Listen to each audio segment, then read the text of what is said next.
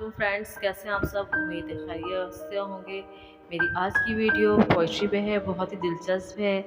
Poetry का नाम है चाहत। उम्मीद करती हूँ कि मेरी आज की वीडियो आप सबको बहुत पसंद आएगी। अगर आपको मेरी आज की वीडियो अच्छी लगे तो मेरे चैनल को लाइक करें, सब्सक्राइब करें, शेयर करें, बेल आइकन के बटन को दबाना ना भूलिएगा ताकि हर नई आने वाली वीडियो का नोटिफिकेशन आप सबको मिल सके। तो चलते हैं अपनी वीडियो की जानिब।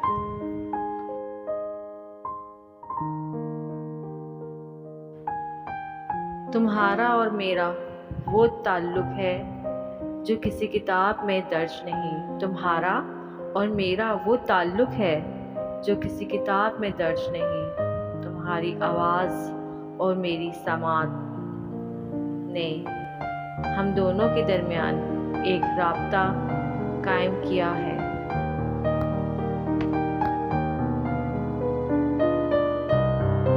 मेरे लिए बहते दरिया की मानद हो जो हर रिश्ते को सैराब करता है,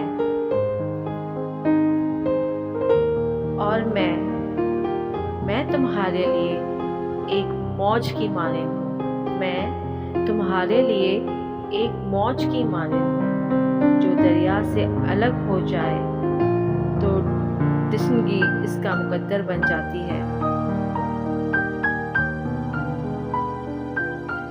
इसलिए मेरी दुआ है कि मेरी तुमसे चाहत को कभी ज़वाल ना आए।